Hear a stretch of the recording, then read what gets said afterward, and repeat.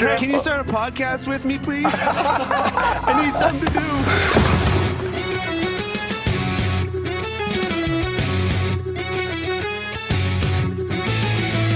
Pastrnak sent it out in front of Malkin to save. They score! Elias Lindholm looks to the heavens. Here's a chance. Patra right in, and goalie scores.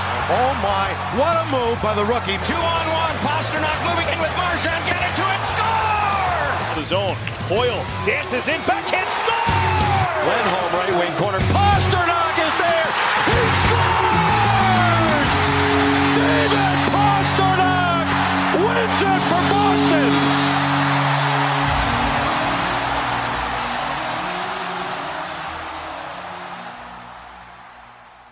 Hello, everyone. Welcome into another episode of Bruins Tape to Tape. I will be your host for today's episode, Maria from Watertown. We are recording on Monday morning, December 15th.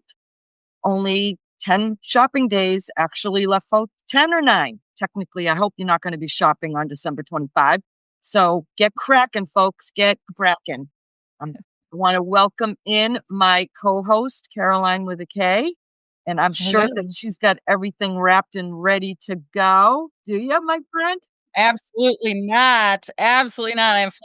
I'm flying by the seat of my pants here. But also a happy Hanukkah to our friends who celebrate, because yesterday was the first one. So lucky you guys, you get to be done sooner than us. Happy Hanukkah to all of our listeners and viewers. So we've got a lot to talk about. None the least of which is kind of a somewhat ugly game in Minnesota on Sunday night. The Bruins had a rare 6 p.m. game, coupled with a loss by our beloved New England Patriots. So not a great sports day on Sunday in Boston. But we'll get to that game and the two prior games, which were much better results for the Boston Bruins. But we'll do our usual Bruins news update, including injuries. I have a little food for thought, and your dad has a hot take for us, which we always find welcoming and entertaining. We'll do our quick spin around the rink, stick taps for our Bruins, and penalty box for this week. So let's start with the good news for the Bruins with regard to injuries. Both Pasta and McAvoy returned to the lineup in the game against, was it Winnipeg? They both played. Well, Pasta came back first against St. Louis, and then Chucky came back in Winnipeg. And then, of course, you get and you lose, because in the Winnipeg game, we lost Victor Arvidsson and Jonathan Aspero. And unfortunately, both guys playing well.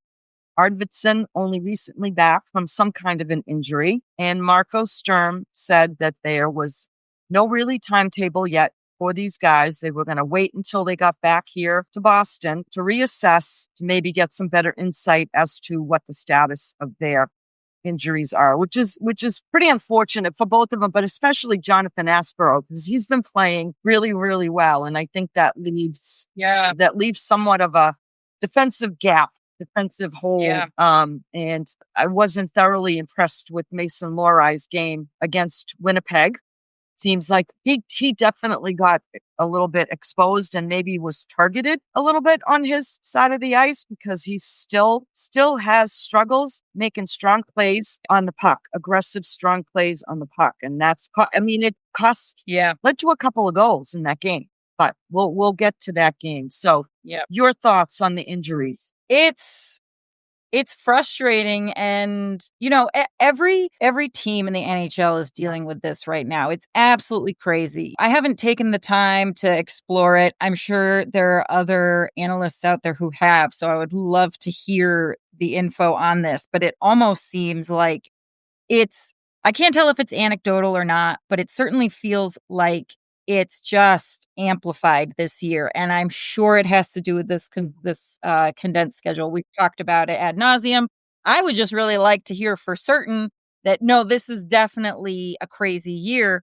And it's not an injury bug. It is like a plague. And every team is losing multiple players at once. It's not There is no one team that's either got nobody injured or they're only losing one person, and they're losing significant players. This morning, I was just taking a look around the rink and reading on Substack some of the other hockey blogs that I follow and reading about Tampa Bay. I mean, that's a team, and we've discussed this, that there's no team in the East really pulling away and running away with it.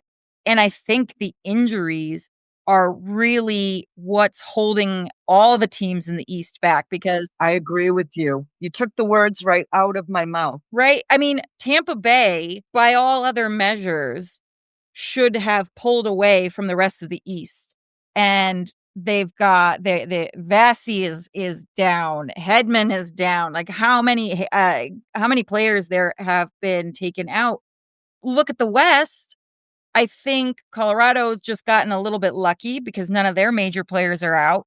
I think that's why there's such a wagon right now. They're stayed healthy. Right. All their key players have been able to stay healthy, and they're good. I don't mean to diminish. They're very, very good. They're very, very deep, but they've also had the benefit of good health thus far. Yeah. So it's tough. It's tough to watch. It's beyond frustrating because, and as we will talk about in particular in the Minnesota game, Boston has struggled when push comes to shove against solid teams. They've struggled to be able to finish.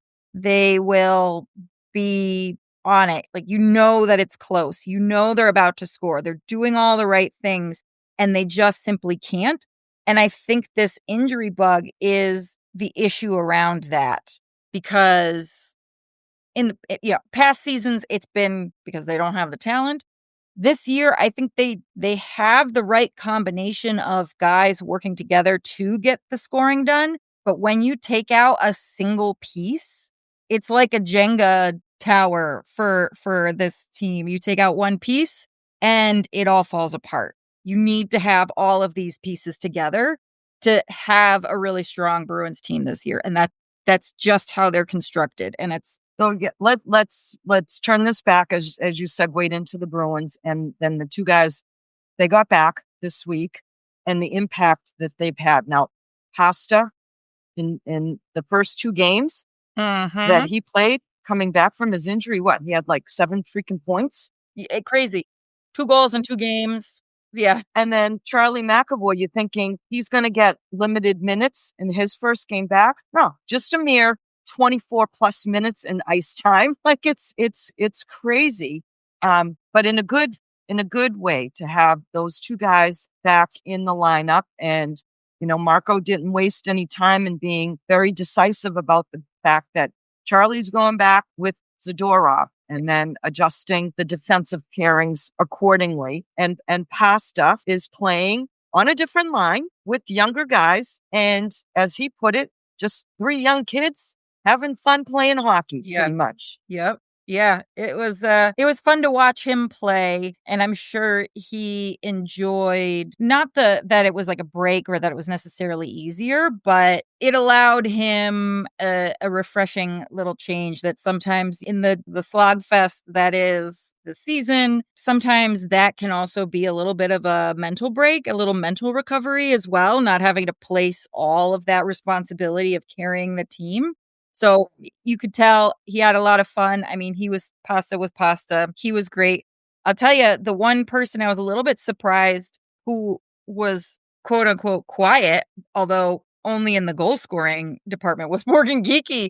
But he was still pretty darn active. He was pretty much everywhere he needed to be. So that was kind of funny to observe, like, oh, finally, he's not the only one scoring.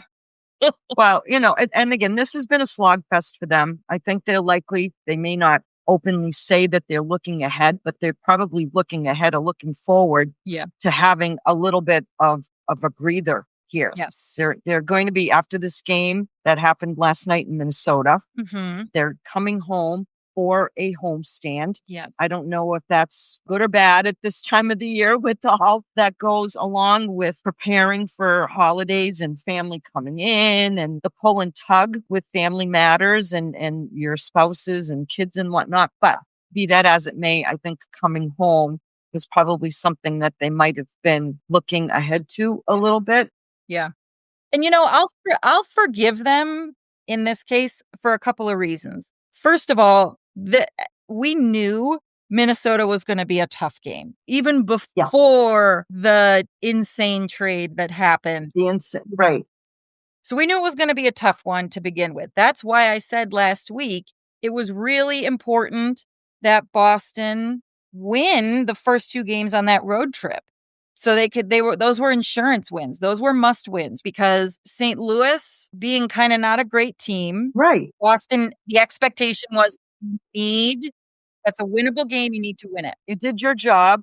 Yeah. You did your job. You took the points. Yeah. Winnipeg, while they are a good team, was down their goaltender, who is, I would say, their best player, and they have a ton of good players. So for the Winnipeg game, it was you need to take advantage of while they don't have their full complement of players, you need to take advantage of opportunities. So, and those are the issues that plagued this team in October, not winning winnable games and not taking advantage of opportunities. And they did exactly that because we knew it was very possible, very likely that they would not win against Minnesota just because of how great they've been. And they played 20 minutes of that game pretty well, maybe 40. And then they decided they were done.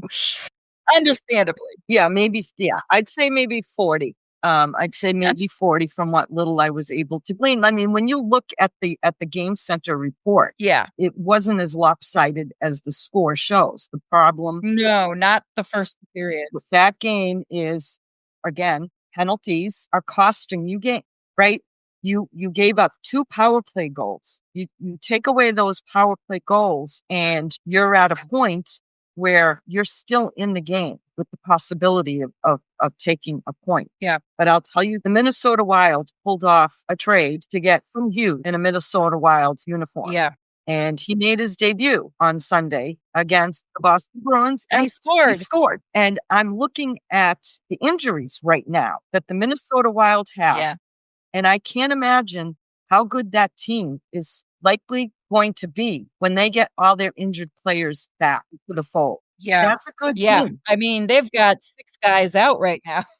And they're not shitty guys either. Marcus Johansson, Matt Zuccarello, Marcus Foligno. That's some good quality hockey talent right there. Exactly. But take us around the rink. Okay. So speaking of trades, we had the trade. Can I just throw out there one thing that's just been driving me absolutely bonkers everywhere Of course. Everybody wants the storyline of the Hughes brothers together.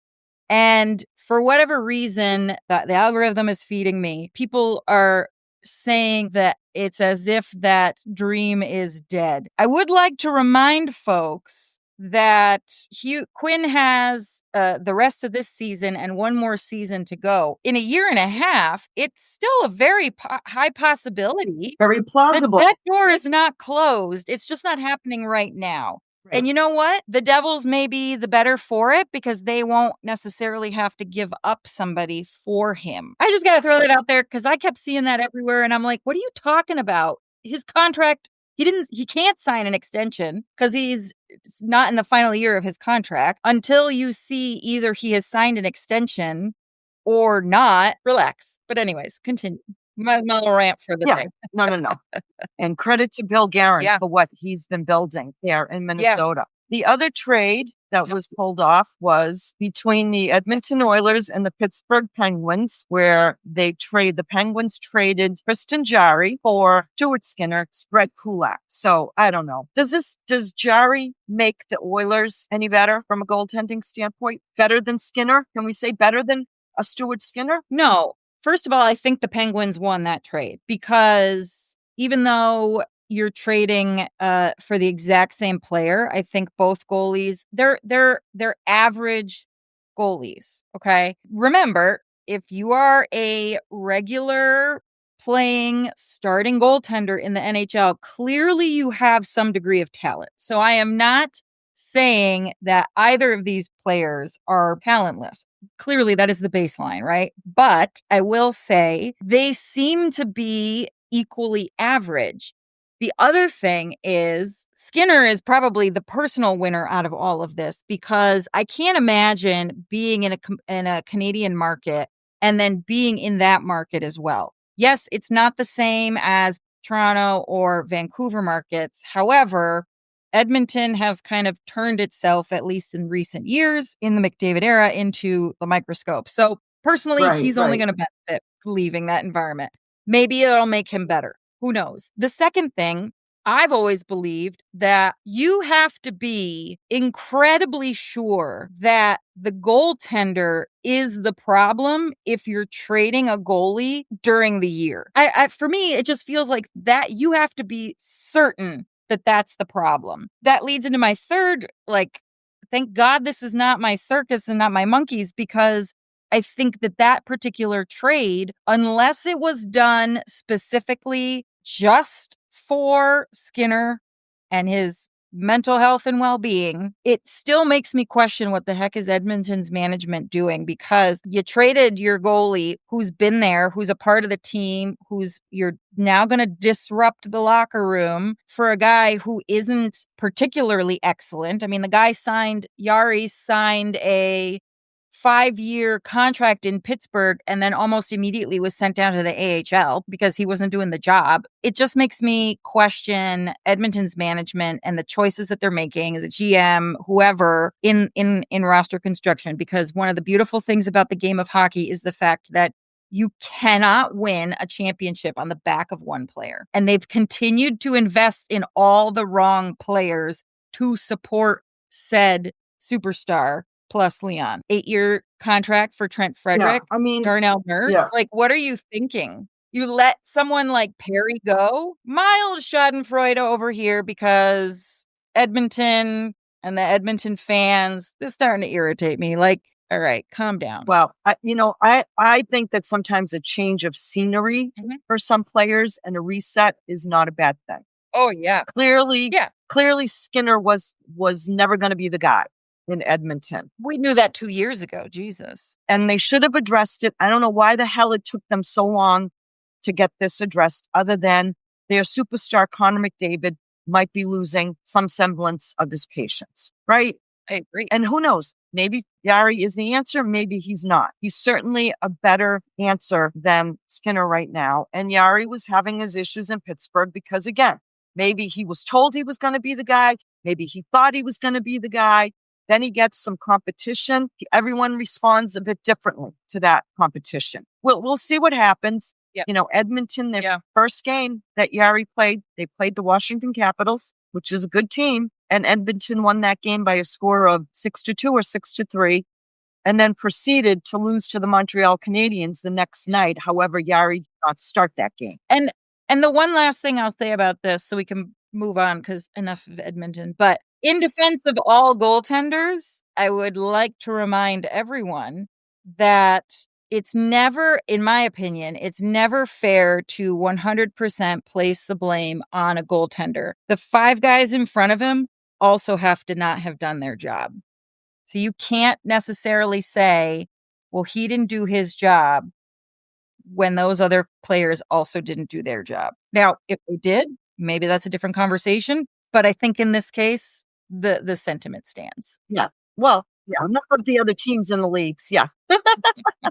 We'll see how it all plays out. But we have 3 games to discuss. The Bruins played the St. Louis Blues. They won that game 5-2. Then they played 2 days later the Winnipeg Jets. Bruins won that game 6-3. Took advantage of the fact that Connor Hellebuck was not in net. I believe Connor Hellebuck came back after the Bruins played them. Phew! And Winnipeg ended up winning that game. We saw a little bit of line shuffling. We also alluded to that at the start of our pod. And we've got some balanced scoring to talk about too. So let's start with the win against St. Louis. Now, that game started in not an ideal manner. First shot on goal, the St. Louis Blues score. And you think to yourself, please, are you kidding me right now with this? 1 shot, 1 goal. But to the Bruins' credit, they took advantage of some power play opportunities. Yeah. And pushed right back. Yeah. It should come as no surprise that the Bruins' worst period of that game, which was the first period, had all the penalties, first of all. No surprise there. Yep. What I was pleased about was the fact that last week on this podcast, you and I had talked about how Boston, on the whole, has done a good job of not allowing funk to bleed from one game to the next. A malaise, as Jim Montgomery famously referred to it at one point in time. And we said it would be great if they could do that in game and do it in fewer than 3 periods, do it mid game, do it in 2 periods or whatever, where they figure it out. They get it out. And they did it in 1 period in this game, which I loved to see. Similar thing ultimately then happened in Winnipeg. The first 2 periods were not ideal. Also, not a surprise there. All the penalties happened in the first and the second period. And then Boston came in third. They had done the adjustment like we wanted to see in game. No penalties in the third period. And they dominated that period. I loved seeing that happen, that play out in both of those games, because I found them to be kind of similar in theme, starting out with that less than ideal start and then really pulling it together and taking control and just dominating in that. Jonas played the game against Winnipeg, and he saved their asses in the second period of that game, because Winnipeg was showing some hard push in that game. And the Bruins were also playing down 1 forward and down 1 defenseman, because Arvidsson went down and Aspero went down. And it would have been really in the first. Yeah. It would have been really easy for the Bruins to, potentially fold like a deck of cards. Right. But to their credit, they did not. And I have to say, that line of Jeannot, Corrali, and Kastelik, love it. What a bitch it must be to play against those guys. Those guys are a real problem to play against. Yeah, love that line. Love to see it very quickly becoming my favorite personality line. When they get out there, I think that's good things are gonna happen. Love it. Because, and it's funny, Corrali's referred to as the old man. I know. Of that line. Right? Crazy. Can you imagine those guys get out on the ice and you don't know who's going to bash you first, Kastelik or Jeannot. Right. Credit to Marco Sturm. Yeah. And, we'll talk about this because I want to go back to, the food for thought and your dad's hot take. Yes. But in the Blues game, you didn't have McAvoy. Right. And Pasta, it was his first game back. But you know what? No problem. He still scored a goal. Right. No problem. I mean, you had 2 goals each from Casta and Minton. That was great. And Pavel Zacha, for crying out loud, got a goal. And Pavel Zacha added the empty net goal. And the Bruins only had 6 minutes of penalties in that game. It's critical. In past seasons, I would find something that would be the bellwether of the game. So in previous seasons, it was tracking their shots on goal, because they, for whatever reason, were not shooting the puck. I think it was maybe even last year and the year before. This year, it's the penalties. So track those penalties, see how it's going, as long as they can stay out of the box. And if they get on the power play, they score. Right. But that seems to be, that's the key. That's the key. These 2 games. Power play didn't look awesome against Minnesota last night. They did have a couple of opportunities and they gave up 2 power play goals. So, you can do the what if, but we're going to do the what if.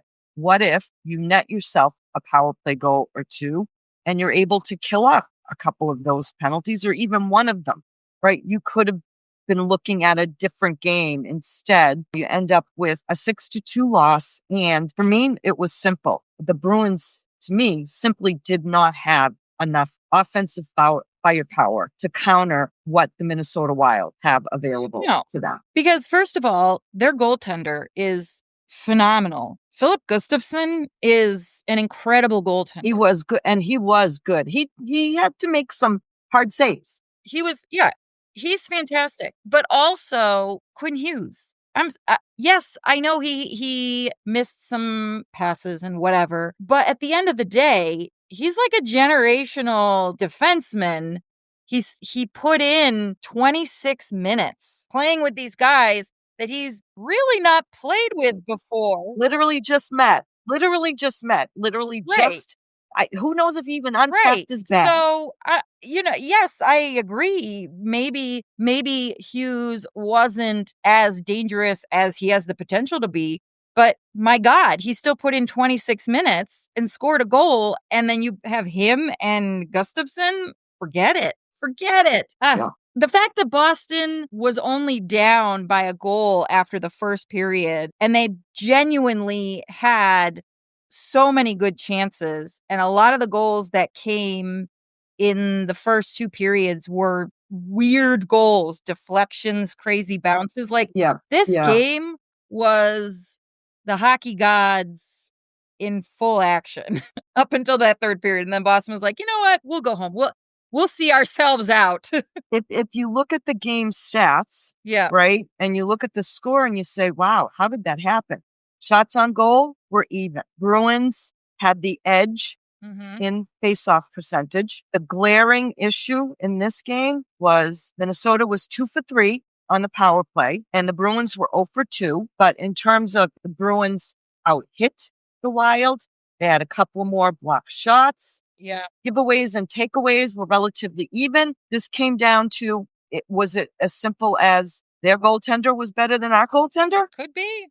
Last night? It could be. I mean, you're absolutely right. If you look at the stats and looking at the Corsi measures, the game was Boston's.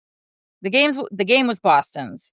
And in this case, again, I'm not mad about this particular loss, because what's different from this game and those winnable games that we saw them lose left and right at the start of the season, it's not that I think that they lost a winnable game. Certainly, I'm not happy about the fact that they just couldn't finish some of these phenomenal plays that they had out there, but it's not like it was a winnable game when you have a goalie like Gustafsson. And it's, those winnable games that they had where they were in control, but then they would go and they would give up a goal. So it was like, the 6-5, 7-6, like that was just a circus and should definitely have been won by Boston. This one was still incredibly tight, in spite of all of those metrics that you mentioned that typically lead to a Boston win. But again, we said at the top of the pod, this team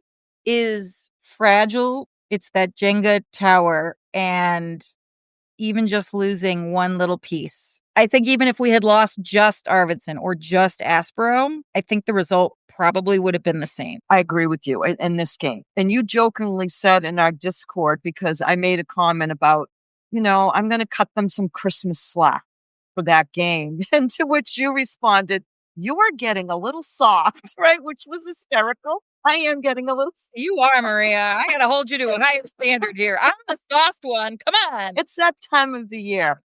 But, they went out on this 3-game road stand.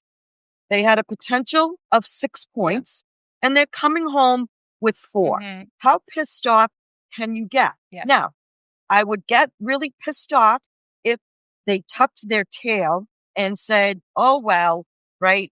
No fight, no pushback, no nothing, which was what would happen in games last season. Oh, yeah. They would have rolled over in the first. They're not doing that this season. They're still continuing to try to push back and fight their ways back into games. And isn't that something that we can and should give this team credit for? Yes, 100%. And, I listen to a lot of Boston sports talk radio here. We all had the same assessment of the Bruins to start the season. Like, oh my God, it's going to be, who the hell knows what we're going to get this year? where some people were downright saying, this is going to be an awful team. They're not an awful team. No. They are playing better than any of us who watch this team could have ever expected them to play. Yeah. At the end of the day, I want to watch my hockey team play. And play competitively. And right. And the most painful part of last year was I had to force myself to watch them because they didn't want to be there. And that was obvious. So why would I want to be here? I want to have fun watching them play. Right. Even if they're not having a good night like last night. I mean, it wasn't ugly hockey. I mean, I don't believe it was ugly hockey. No. Yeah. I mean, just at the end. Yeah. It's a Sunday night. You want to get home. You know you're going to be home for the next 5-6 games are at home. That's okay. You got 4 out of 6. You're staying the course, right? And that's all right now that we can ask for until, they give us any reason to look at them a little bit more harshly. And it could likely happen. We hope that it doesn't. But if it does, then we'll talk about it. But in the meantime, stick taps. Who do you give your stick taps to? So this week, obviously, the Catholic Corelli Jeannot line. I mean, well done. Fantastic. Love those guys. David Pastrnak didn't skip a beat. Doesn't matter, honestly, what line you put him on. The man is going to create magic out there. Loved seeing him this week in particular, especially with him moving up all-time goal scoring for Boston. He has jumped to 5th overall in Bruins history. Yeah. So he's coming right up next on his former teammates there, Patrice Bergeron and Brad Marchand. And then Chucky, my God, for a guy who lost 20 pounds and was needing to bring up his stamina as well. Not only did he play 24 minutes in Winnipeg, he had the most time on ice also of all the Bruins outside of Jeremy Swayman against the Wild, another 24 50s. He has not missed a beat, and I actually thought he had a couple of great chances. I thought he was actually going to get his first goal a couple of times there. And I think he was a +2 in the game that he came back. What a machine. Play in Winnipeg. Credit to him. Yep. Now we get to our penalty box. Oh my God. All right. Well, I'll save the worst for last. Obviously, they can't score when they need it. That's been a frustrating point for a couple of years now. I feel like that's just what it's been. It's just beyond frustrating because they deserve it. I'm not even just saying that as a fan, like objectively watching some of these plays and you're like, yes, amazing. That should be rewarded with a goal. Why did it not go in? And then there are other times where they're just being bums and making any old Mo look like a Vezina trophy winner. Now, well, sometimes they still have a propensity to overpass. Yes. It's a bad habit. It rears its ugly head still. It's maddening because you can see it when you're watching the game going, just take what the good Lord gives you. If the shot is there, goddamn, take it. Well, and I agree because I think that's also partly what had happened and what was part of the issue in the Wild game. Yes, both teams finished with very similar, if not identical shots on goal. Boston was behind in their shots for a good chunk.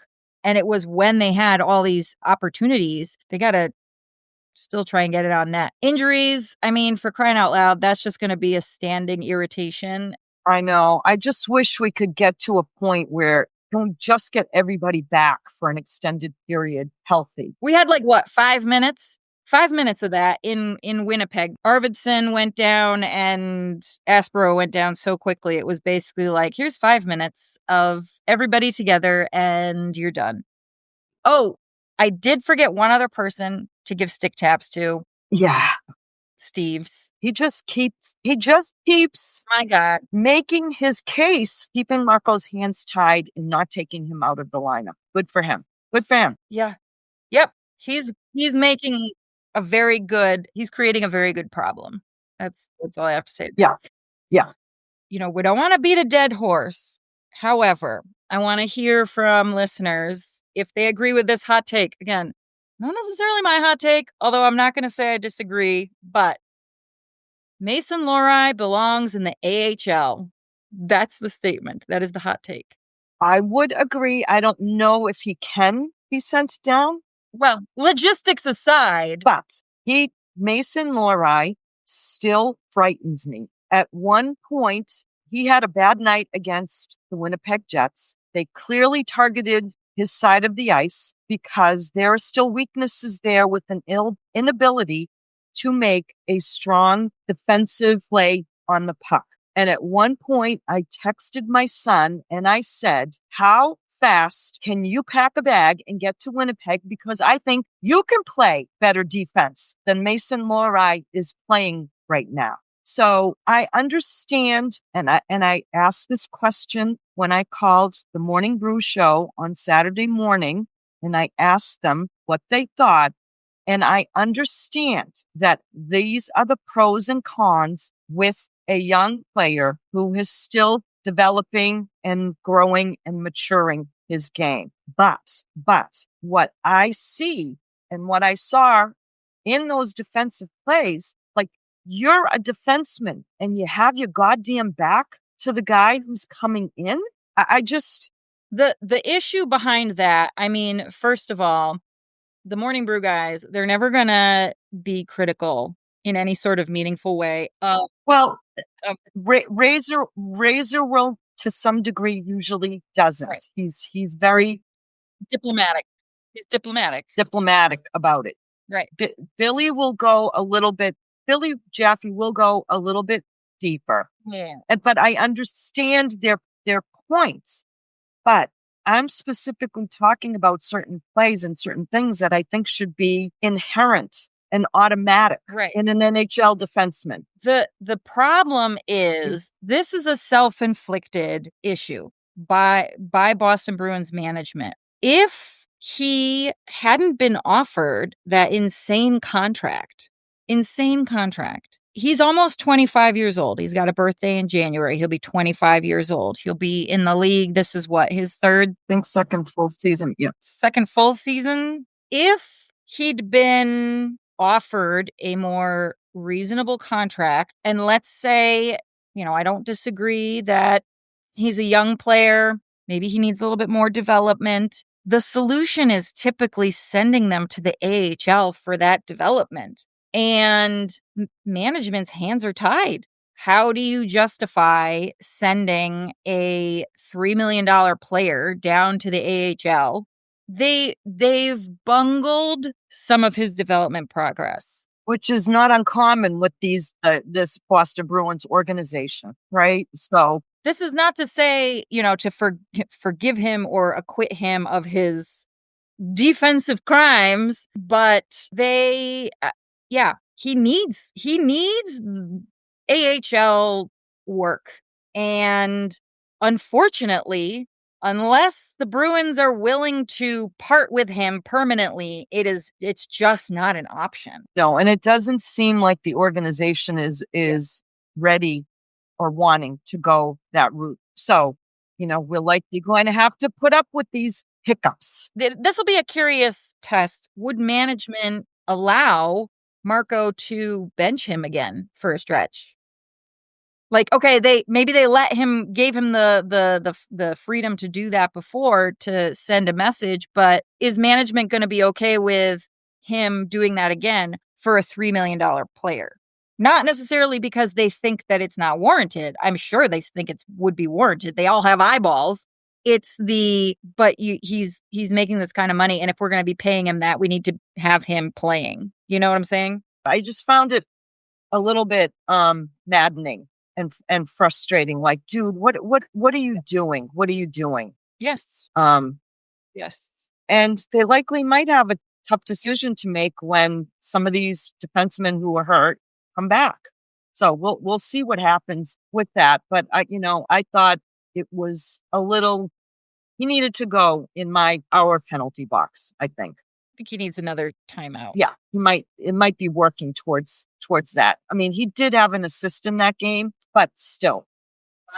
He's not a forward. I know. Food for thought, just to give us something to think about and give our listeners something to think about. And we can expand on this at a later pod, maybe during the holiday break. I alluded to the fact that I believe that the Boston Bruins are surprising many people, including their fans and other people across the league with the way that they have been playing thus far this season. And while I know it's early, I wonder if there will be any discussion about a potential vote for Marco Sturm as a Coach of the Year candidate. Yeah. If this team continues to progress in the manner in which they are progressing. And the reason this food for thought came into my head is because the New England Patriots here in Boston have had a dramatic turnaround. And part of that is largely due in part to the hiring of Mike Vrabel, who's a former player and a Super Bowl champion. Oh, I didn't know that. More than one time. And so I look at how the players have been responding to Vrabel as a coach and looking up to him and him having that cachet that he comes in as a former champion, having played in the organization for a great deal of time. And then compare and contrast also to Marco Sturm, who was a former player in the Bruins organization, and the work ethic that he brought game after game as a member of the Boston Bruins and being a part of a very integral growth and the development of the culture of the Boston Bruins. And I think that says something about the current roster and how they're playing and wanting to play for him and wanting to play for each other. So just my food for thought. We'll see how the season continues and plays out. I would think that should be a consideration. Everybody loves the underdogs getting better story. Typically, that's who wins the Jack Adams. I wouldn't be surprised if Marco ends up being a nominee and a finalist, but I think we all know who's probably going to win that. Quenville. I agree with you. Yeah, Quenville probably. Yeah. Because again, everybody loves an underdog story where the bad team becomes good. And as bad as people thought Boston was going to be, they've never been as bad as Anaheim has for the last couple of seasons. Right. But I would like to think maybe, he gets a vote or two, or at least gets consideration or is in the conversation at some point in time if things continue progressing in the way in which they've been so far this season. So we talked about a homestand coming up for the Bruins. Their schedule doesn't get any better because they've got an every other day game starting Tuesday against the Utah Mammoth. We're seeing them for the first time.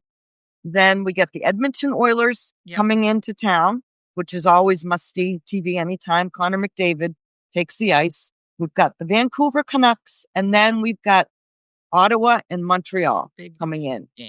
And again, these games are out at home, and I know that there can be distractions once you get home, but these are critical, crucial points that you want to take advantage of. Home ice. It's a must. It's a must. Get some points, boys. Get some points. So, as always, folks, thank you for tuning in. Thank you for listening. You can like and subscribe for more content. Be sure to leave us a rating and review to help other Bruins fans find us. You can support our podcast by joining our Patreon or following us on any of our socials. You can find us at Tape to Tape MK and on Substack at tapetotapemk.substack.com. You can find me on X at Maria of H2O Town. Any closing thoughts? Go Bees. Go Bees.